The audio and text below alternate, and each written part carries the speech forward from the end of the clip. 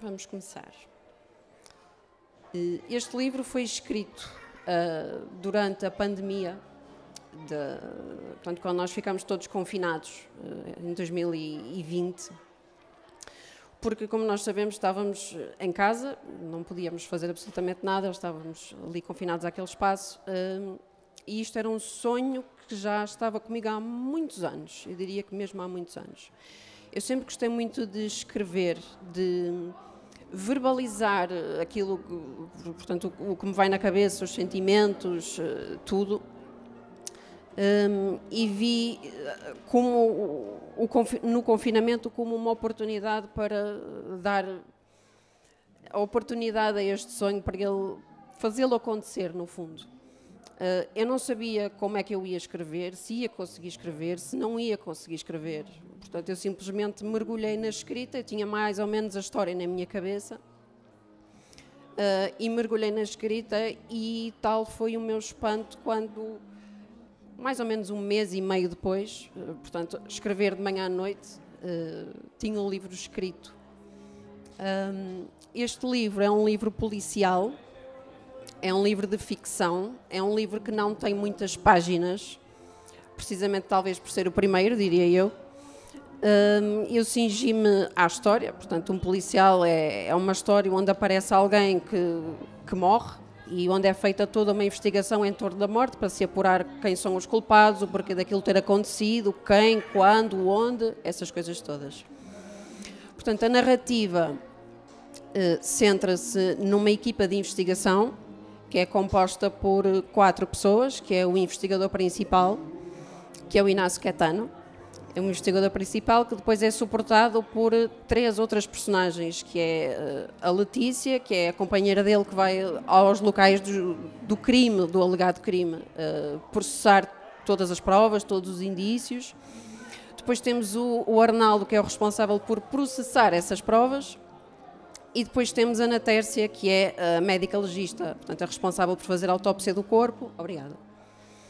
É responsável por fazer a autópsia do corpo, que depois nos vai permitir saber mais sobre o que é que realmente aconteceu e o que é que aquela pessoa, enfim, comeu, ingeriu nas horas que antecederam a morte.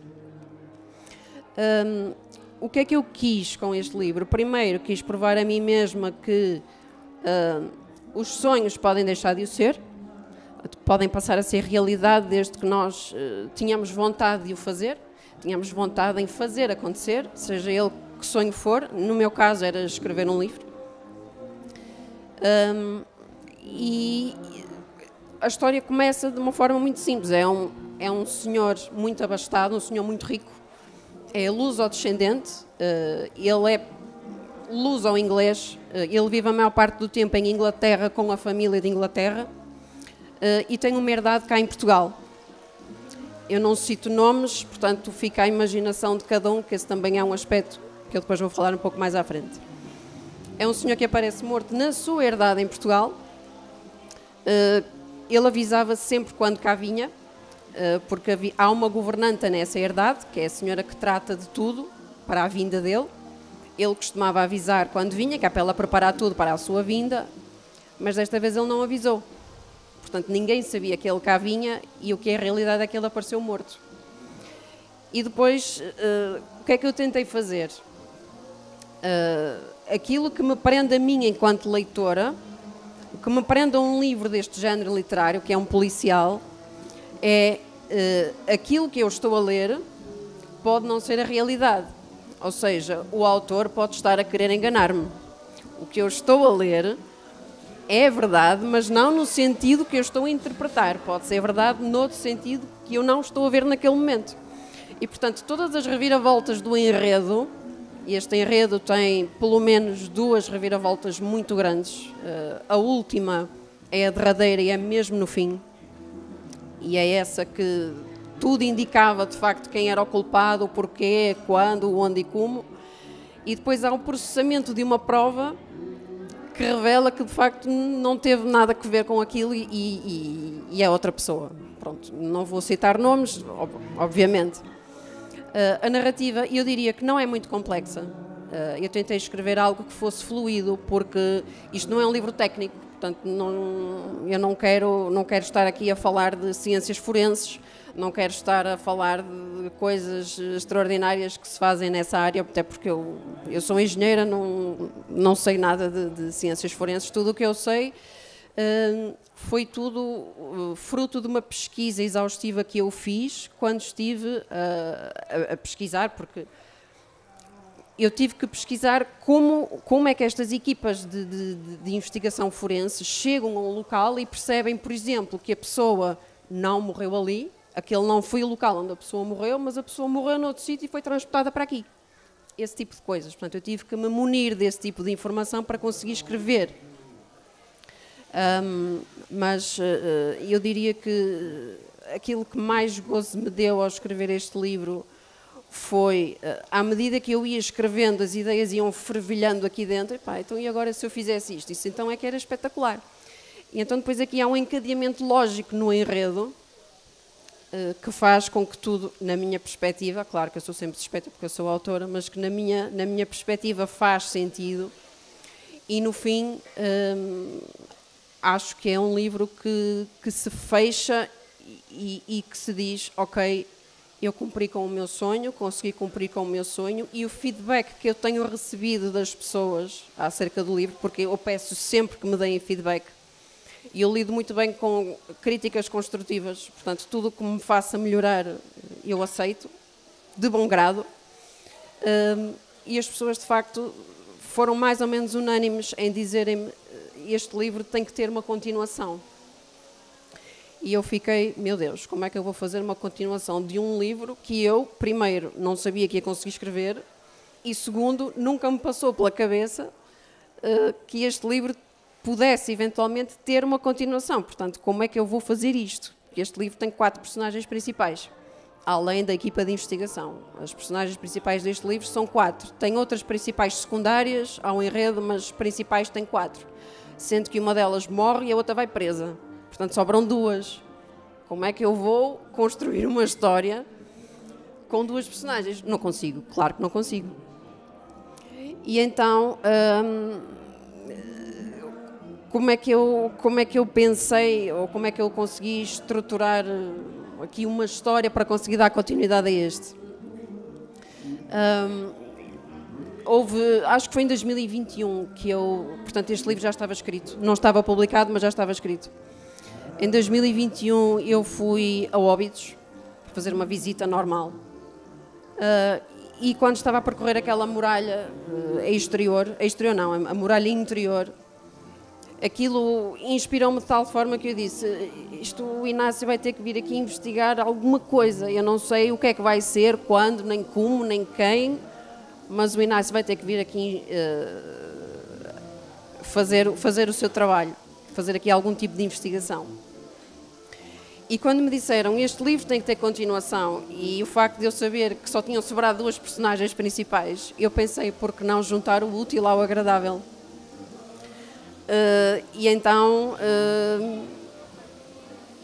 parte da sequela deste livro, que ainda não está editada, ainda está em manuscrito bruto e estará, portanto, ela vai se passar em Óbidos, ela passa-se em Óbidos, e acho que também está uma história um bocadinho mais maturada em relação a esta, um bocadinho mais maturada, um bocadinho mais trabalhada.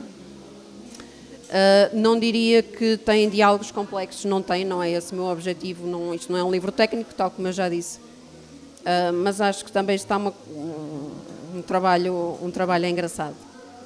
Isto serão cenas dos próximos capítulos, como é óbvio, não será para um futuro próximo. Nós hoje estamos a falar do primeiro. Eu não sei se já tiveram a oportunidade de olhar para a capa, mas eu tive o privilégio de convidar o Mário Augusto para escrever o prefácio deste livro. O Mário Augusto, que é o nosso escritor, apresentador de televisão, o que apresenta os Oscars na RTP. Portanto, eu tive o privilégio de ouvir um sim a esse convite. Portanto, o Mário Augusto escreveu o prefácio deste livro. E ele também esteve presente na apresentação oficial deste livro. Este livro Não é para pessoas que não gostam de livros de ficção, portanto isto é ficção, isto é um livro cuja história saiu da minha cabeça, os nomes das personagens saíram da minha cabeça. E muitas vezes aquilo que me perguntam é, sendo este o teu livro de estreia, sendo esta a tua obra de estreia, porquê um policial? Porquê é que escolheste policial? Porquê é que não escolheste um romance? Porquê é que não escolheste outra coisa qualquer? E eu, de facto, fiquei um pouco sem resposta em relação a essa pergunta. Ok, tens razão, porquê policial? E só depois é que eu entendi.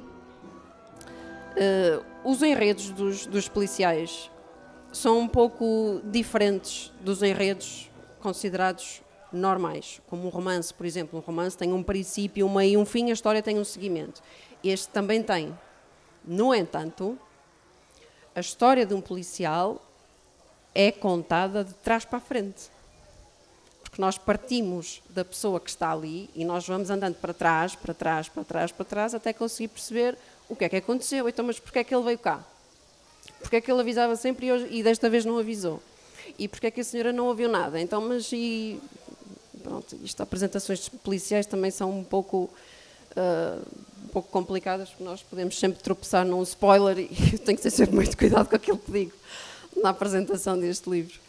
Mas é essa a particularidade de um policial, que é claro que o livro tem um encadeamento lógico, como todos têm, mas a sequência dos acontecimentos é sempre de trás para a frente.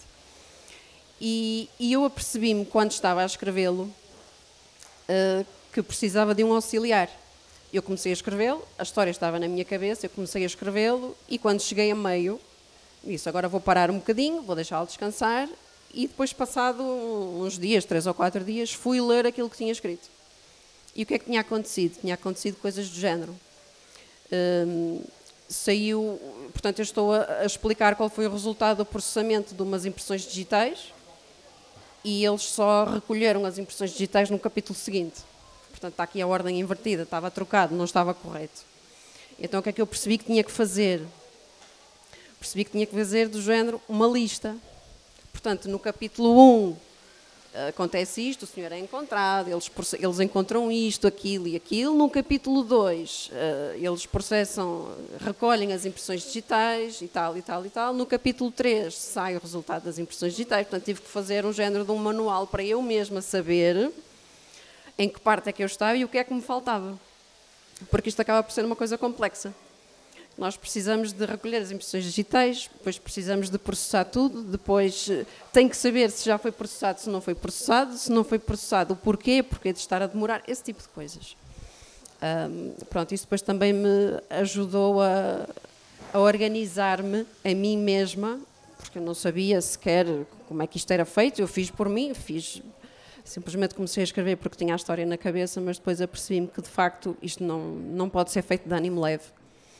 Porque se nós escrevermos alguma coisa, e aqui estou-me a cingir apenas à escrita mesmo, se nós escrevermos alguma coisa que depois o público vá ler e aquilo não fizer sentido, tudo o que eu escrevi deixa de ter qualquer tipo de crédito. Portanto, eu entro aqui numa espiral de já nem vou ler mais porque estás-me a dizer que eles processaram e a seguir é que vão recolher as impressões digitais, eu já não quero ler isto sequer. Portanto, isto tem aqui sempre um bocadinho de trabalho, muita investigação.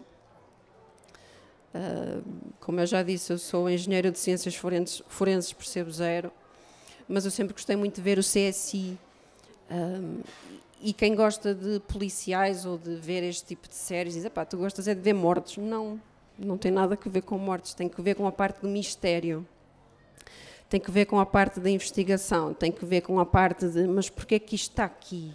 Isto está aqui, isto foi encontrado aqui no corpo, isto tem algum significado e depois esse significado só sabe muito mais lá para a frente, quando o criminoso está quase ali sentado naquela cadeira a receber a sentença. E pronto, é sempre um pouco complexo, tive que me ambientar a palavras estranhas, já nem me recordo, tive que me ambientar a termos estranhos, que são as marcas de hipóteses, por exemplo, aquelas coisas que existem realmente. Mas também não me cingi apenas ao crime, não me cingi apenas à parte técnica, à parte da investigação. Eu tentei criar a personagem principal, que é o Inácio Caetano. É um homem de muito sarcasmo, é um homem que sabe muito, sobretudo, de psicologia. Se ele estiver com alguém sentado em frente a ele, ele faz uma pergunta. O mais importante para o Inácio não é o que a pessoa responde, mas é como a pessoa reage à pergunta. Portanto, se a pessoa se coça, se a pessoa se ajeita na cadeira, se a pessoa cruza a perna ou os braços, portanto, isso para ele tem tudo um significado. Portanto, ele é uma pessoa muito perspicaz. E aqui no livro ele também diz que o importante não é as respostas que eu ouço, mas sim as coisas que eu vejo, ou algo do género, porque ele sabe muito e ele tem uma visão das coisas que lhe permite perceber ao longe o que é que pode estar a acontecer, mas ele, para chegar à verdade, não pode simplesmente dizer tu fizeste isto, aquilo e aquilo sem provas. E é isso que depois também vai sustentar a teoria dele, porque ele tem uma teoria, essa teoria tem que ser, lá está, sustentada por alguma coisa, e ele espera que esses indícios ou que essas provas sejam processados para sustentar a sua teoria, e isso depois, no fim, deixa-o absolutamente vitorioso em relação à sua pessoa, em relação ao seu trabalho e também para quem o tenta enganar. E depois, se for do vosso interesse ler o livro, vocês vão conseguir perceber isso ao longo da narrativa. Esta capa, a capa não foi escolhida por mim, mas fui eu que pedi mais ou menos isto, porque o sítio principal onde se passa a história é uma herdade e, portanto, na minha imaginação a herdade fica assim num cimo, como estão ali aquelas casas, e depois em baixo tem um rio, precisamente, talvez porque eu cresci aqui e isso estivesse na minha mente. Muitas vezes o nosso subconsciente é mais forte do que nós e eu acho que aqui também passa-se um bocadinho isso, portanto tem aqui um rio. Este rio depois vai ser importante na narrativa porque vai ser encontrado aqui alguma coisa que vai sustentar as provas e que lhes vai permitir avançar um bocadinho na investigação. Portanto, nada foi deixado ao acaso. O Mário Augusto também diz aqui que não é uma primeira obra, é um impulso de escrita de uma autora que desponta para continuar. E eu acho que ele tinha razão. Porque depois de eu perceber que conseguia, depois de eu perceber que o meu cérebro tinha a capacidade de organizar as ideias todas por forma a conseguir construir um enredo e escrever uma narrativa com princípio, meio e fim, eu de certeza que não vou ficar por aqui, pelo menos naquilo que me compete, naquilo que seja eu a decidir a 100%. Portanto, eu não vou ficar por aqui. Tal como já vos disse, o feedback que eu recebi deste tem sido extremamente positivo e isso também é muito gratificante para quem se aventura nestas andanças, que não é fácil, o mundo editorial. Portanto, eu já tenho a sequela mais ou menos concluída, mais ou menos. Ainda falta muita coisa, mas ainda está mais ou menos, o grosso está escrito. Depois quero-me aventurar por outros campos, mas isso lá está, faz tudo parte apenas das minhas pretensões. Mas é isso, basicamente é isso. Não sei se têm alguma questão que queiram fazer. Claro. Depois desta brilhante apresentação do livro, eu devo confessar que estive na primeira apresentação. Eu sei.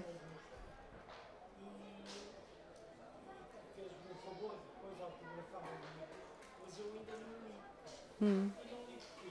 Porque tenho tantos livros já Empilhados à espera, não é? Pois. vou tirando. Por acaso estou a ler neste momento 2 livros, um deles é do Mário Augusto, um longo romance ligado ao cinema. É o Janela Indiscreta, não é? Não é o Janela Indiscreta? Não, é um livro de um romance. Ok. E a Cristiana, eu não vou falar tanto do livro, mas vou falar para conhecer um bocadinho mais a Cristiana. A Cristiana disse que lhe deu vontade de escrever durante a pandemia. Milhares de pessoas ficaram retidas em casa. Eu sou uma delas. No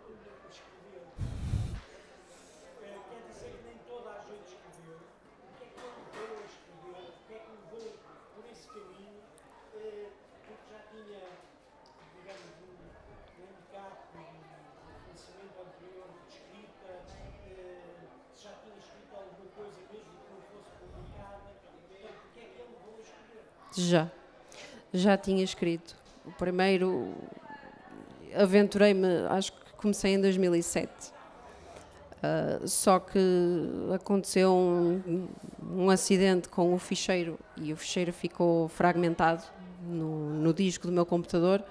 Portanto, eu não gravava versões diferentes, eu gravava sempre por cima e houve um dia que eu abri o computador e o ficheiro não abriu. Simplesmente foi para o laboratório de Lisboa, qualquer coisa, já nem sei como é que se chama. Portanto, aquilo ficou tudo fragmentado, sem possibilidade de ser recuperado. E eu fiquei extremamente triste. Mas não era este, não tinha nada a ver com o policial. Já tentei reescrevê-lo, eu tinha as 10 primeiras páginas, tentei reescrevê-lo, mas isto de escrever é uma coisa que se sente. Quando se sente, nós conseguimos escrever. E eu ainda não senti que conseguia dar continuidade àquela história, que não conseguia reescrever aquela história. Também era uma história de ficção. E fiquei por aí. Portanto, nunca mais fiz nada, depois meteu-se faculdade, depois meteu-se mestrado, depois comecei a trabalhar, etc. E quando entrou o confinamento, quando a minha empresa entrou em layoff, eu pensei, ou é agora ou não é mais. Portanto, eu já tinha uma história muito por alto na minha cabeça. Eu disse, ou é agora ou não é mais. E abri o computador e comecei a escrever. Foi simplesmente assim. E depois de começar a escrever, tendo em conta aquilo que já me tinha acontecido, primeiro gravei versões diferentes e segundo só descansei quando terminei. Ponto. E depois foi aquelas revisões, essa parte é a parte mais morosa, é a parte das revisões. E depois percebi que comia palavras porque a velocidade dos meus dedos não acompanhava a velocidade do meu cérebro e então andei ali a fazer revisão até conseguir mandar isto para a editora minimamente decente. Pronto, mas foi isso. Ou é agora ou não é mais. Muito resumidamente. Muita gente se queixa da pandemia, faz de certa forma o resto da medalha. Certo. Traz coisas boas. E agora, se calhar, para escrever a sequela, precisas de uma pandemia. Ela está escrita. Só que, como eu já disse, parte da narrativa passa sem óbidos. Eu tive que lá ir. E depois, ao lá ir, eu fui recebida pelo diretor da Pousada de Óbidos e fui recebida pelo diretor do Museu Municipal de Óbidos, que me deram muita informação, preciosíssima, que eu tenho que reproduzir para o papel. E eu não consigo, eu não tenho tempo para reproduzir para o papel, mas tenho as informações e é isso que me falta. Em relação à pandemia, estarmos fechados em casa, a fazer zapping ou a fazer sempre scrolling, não, eu ia dar em maluca, não. Eu tive que me abster para uma realidade paralela. Ou seja, eu tive que obrigar o meu cérebro a mergulhar em alguma coisa que não fosse a realidade, que me ajudasse também a superar aquela pandemia, que me ajudasse a superar tudo o que nós sabemos que foi aquela pandemia, até podermos novamente sair de casa e fazer a nossa vida normal. Portanto, ou é agora ou não é mais, e tenho que mergulhar em alguma coisa que me faça esquecer esta realidade tristíssima. Só isso. Obrigada. Mais alguém quer? Mais alguma questão?